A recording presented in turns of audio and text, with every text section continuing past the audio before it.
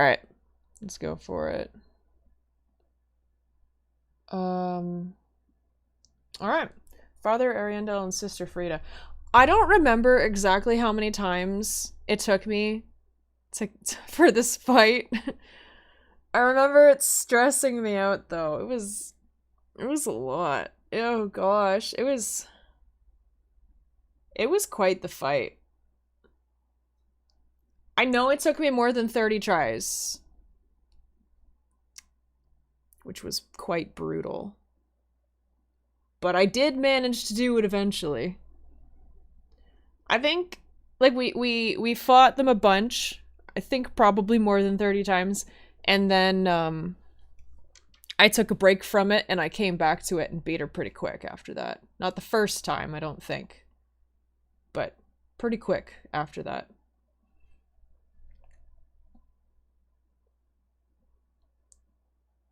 So let's see here. Ah, our lord and liege. 'Twas the soul of my sister. Of the three sisters who founded the Sable Church, Elfriede was the eldest and their leader. Together with the Hollows of Londor, they fought to usurp the first flame for Hollow Kind, and you, of course, were part of that in one of the endings. But before you came along, it appears that there was another who tried to usurp the flame, but failed. Elfriede, a poor wench turned to ash, who would abandon Londor. Unkindled ash, in Miyazaki's own words, are undead who failed to link the flame. And in the opening cutscene, I personally think that we see the soul of Cinder dragging and cremating one of those failures, one of those undead that failed to take him on and turned into ash. And these are failures that can rise again when the link of fire is threatened. Failures like Elfriede. Failures like you. After her failure, Elfriede truly distanced herself from the church. Don't forget, we know that you need to be very forlorn to find this painted world, so it's possible that she found this place in her despair, and when she arrived, she didn't sit meekly by like so many other creatures in this place. No, instead, she decided that this was a world and a people that she wished to protect. For this world really is a reflection of the outside, and as a result, it was a chance for her to take a truly different path. Mm-hmm. On the outside, the fire fades, and a great sacrifice triggers the rebirth of this world. And on the inside, in the painting falls to rot, and its residents set it aflame to put an end to the rot, painting a new world for themselves just after this happens. Both places have a cycle of rebirth, and on the outside, Elfriede died attempting to break that cycle and usurp the flame, and after her failure she fights for the exact opposite fate within the painting. She renounced everything, and she fights to keep things the way they are now, to embrace the rot, the stagnation, the stasis, to force her version of kindness upon the residents of the painting. How this came to pass I know not, but take heed. Kindness can wear upon one's principles. Yeah. And beyond the gate, which looks like it was broken inwards, as if someone forced their way in, is Father Ariandel, restorer of the painted world, or what's become of him anyway. I see flame. Flame fluttering once again. Not enough blood yet shed. My flail. Bring me my flail. The bird-like Corvians refer to him fondly as the Good Father, which belies a close relationship between the two of them. I have a feeling they don't think he can do any wrong, because they say this. Yeah?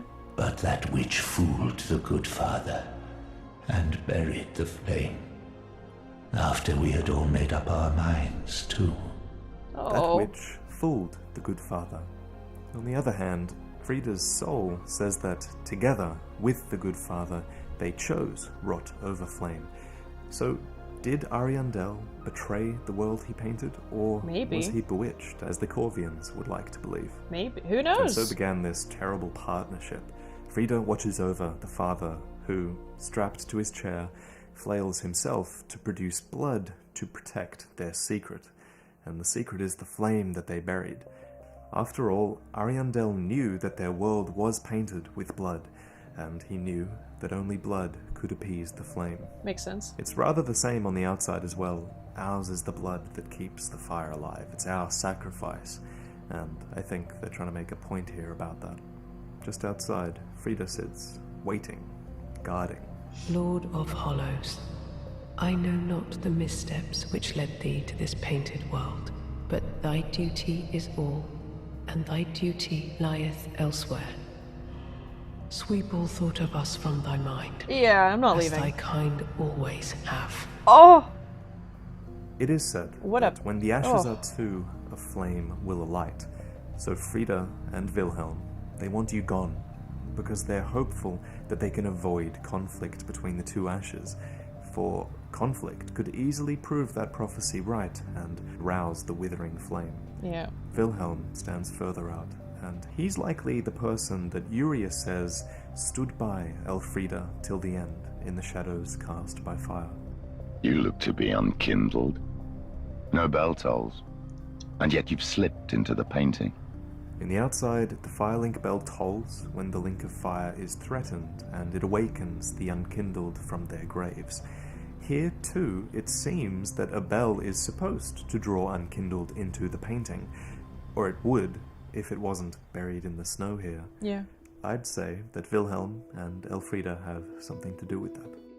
You're Sneaky. Lady Uria's Lord of Hollows. Lady Friede has spoken, has she not? Then tarry no longer and be gone. Carry on, for Lady Uria and for Londor. Sir Wilhelm, renowned as a cold-blooded hangman, once served Oh, I the three remember. sisters of the Sable Church. He was, These however, bridges. particularly loyal to the eldest. And yet, the time came when Elfriede bade him farewell. She gave him the onyx blade, this black twisted sword that could enwreath itself with black flame, which is the flame that smoulders within Elfriede. This is a weapon that's very personal to her, and this gift says a lot. Yep. Most curiously though, the item description says that this sword was a farewell gift, the acceptance of which signified Wilhelm's resignation from Elfriede's service. And that's weird, because in the painting, it seems as if he's still in her service, right? So I take this line to mean that he was relieved of service to Elfriede's Sable Church, not to Elfriede in particular. Okay. But even after she failed to usurp the flame, if that is indeed what happened, he remains loyal. Well, he still had some shit to do. You know? He still had a duty. So loyal that even Uria asks us to remember his name. So loyal that he would guard the white-haired woman Hey, with his thanks for the life follow. Let's and go on. defend her against all intruders. I've seen your kind, He was time so cool, and time though. again. Every fleeing man must be caught. Every secret must be unearthed. Such is the conceit of the self-proclaimed seeker of truth. But in the end, you lack the stomach for the agony that you'll bring upon yourself. Let's talk about Nice. Friede's boss fight. The boss fights in Souls that feature Oh my God, this resurrection, fight. I reckon they're the most Ugh. fitting in the series, since our character has that ability to come back and kill them multiple times, so why can't they do that too? Lorien and Lothric, the Abyss Watchers, and now Friede, who is resurrected twice by the fire. And the second time, when the father falls, he utters,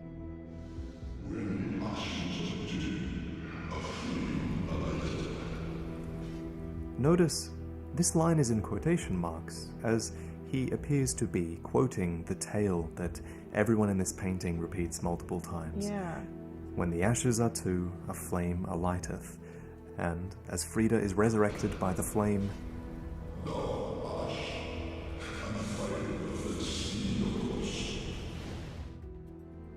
I think, and maybe this is obvious, but I think that Father Ariandel interprets this tale or prophecy as meaning when the ashes are two, the black flame within Friede shows itself. Yeah. Because he'd much rather interpret it that way than the alternative, which is to say that he'd rather Friede alight than his world be set aflame.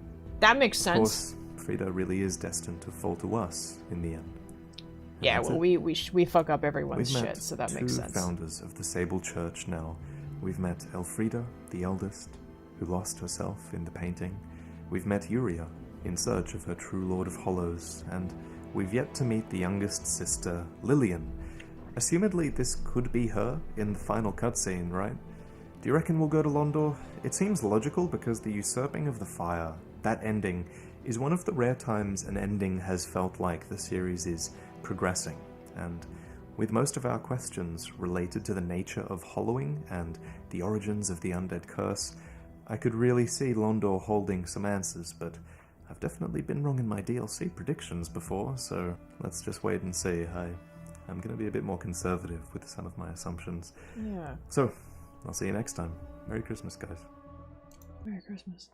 Yeah, that is a pretty intense story of those guys.